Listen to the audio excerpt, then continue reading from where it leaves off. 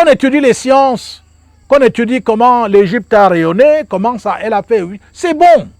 Mais maintenant qu'on décode donc les livres sacrés que l'Égypte a laissés comme témoignage, alors il me semble que voilà un pan de recherche qui est très important et c'est là où intervient donc la nécessité de l'égyptosophie. Parce que l'Égypte a laissé des ouvrages, des livres sacrés.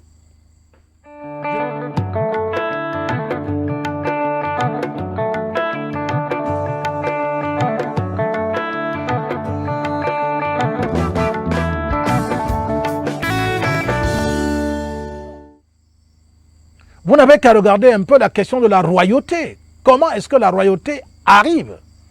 Mais elle n'arrive pas à travers des idéologies et des calculs ou des analyses scientifiques. Non, la royauté arrive de manière naturelle. C'est-à-dire, un peuple se réunit, se met à vivre et commence à se questionner sur sa vie, son existence, son environnement, ses rapports avec son environnement et ses rapports avec d'autres peuples.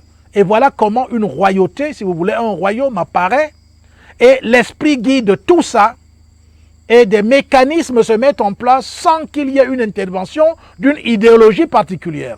Mais alors, ce que je crains, ça je le manifeste toujours, c'est que les intellectuels, entre guillemets, africains, je veux dire les diplômés africains, puissent croire aujourd'hui qu'il faut d'abord écrire des livres pour que l'Afrique puisse se réveiller ou que l'Afrique devienne chose. Ce n'est pas vrai. Ce n'est pas dans les livres. La connaissance n'est pas dans les livres. La connaissance est dans la nature. Elle n'est pas dans les livres. Les livres peuvent témoigner de ce qui est dans la nature. C'est pour cela que j'ai parlé d'égyptologie et d'égyptosophie. Qu'on étudie les sciences, qu'on étudie comment l'Égypte a rayonné, comment ça elle a fait, oui, c'est bon. Mais maintenant qu'on décode donc les livres sacrés que l'Égypte a laissés comme témoignage, alors il me semble que voilà un pan de recherche qui est très important et c'est là où intervient donc la nécessité de l'égyptosophie. Parce que l'Égypte a laissé des ouvrages, des livres sacrés. Je ne dis pas qu'elle a laissé des livres sacrés, elle a consigné des écrits.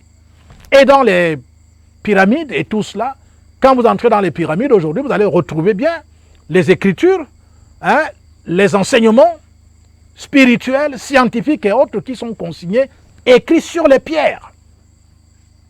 Et donc ça veut dire qu'on n'a pas eu besoin de livres pour que l'Égypte soit ce qu'elle a été. L'Égypte a rayonné la lumière et c'est ce que nous devons faire actuellement.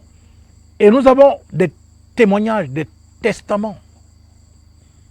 Vous avez le livre du Sortir au jour, vous avez le Kybalion, vous avez des ouvrages extraordinaires qui montrent effectivement que les anciens avaient fait un travail que nous aussi nous pouvons faire actuellement. Ceux qui sont des intellectuels qui veulent écrire des livres et les vendre dans les universités, mais ils n'ont qu'à le faire. Mais cela a été fait depuis des siècles, tout, et l'Afrique est où? Eux-mêmes, ils ont appris, ils ont lu des livres, des tas de livres, de tonnes de livres et tout. Ils ont fait des doctorats, ils dirigent comment on appelle ça, les thèses de doctorat, ils conduisent, ils encadrent les étudiants et tout. Mais le résultat, c'est quoi? L'Afrique est où? C'est ça qui montre que ce n'est pas les livres qui sont le problème.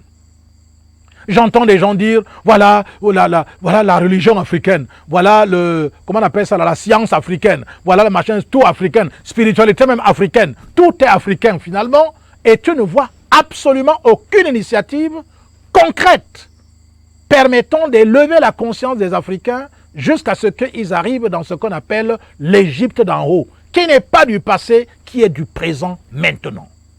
L'Égypte n'est pas du passé.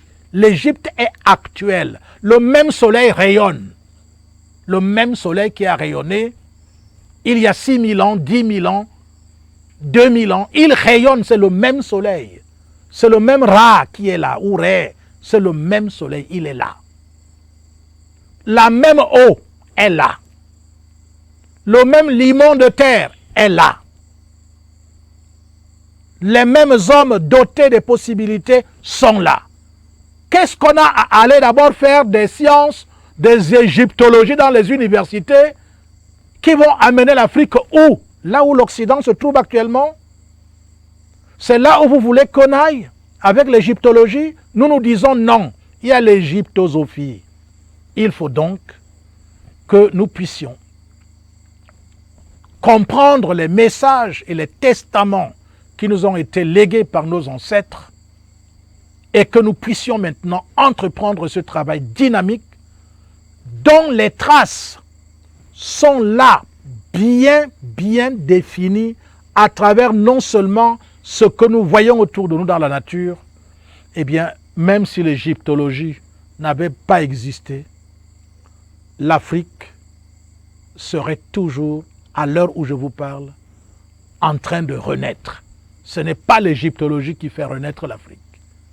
C'est la prise de conscience de sa relation avec le soleil matériel et le soleil divin qui peut permettre que l'Égypte, et c'est là où je voudrais peut-être déjà anticiper en répondant à la question, ce n'est pas l'égyptologie qui peut faire en sorte que l'Afrique soit entièrement indépendante, puisque cette égyptologie eh bien, est plongée totalement dans le matérialisme occidental.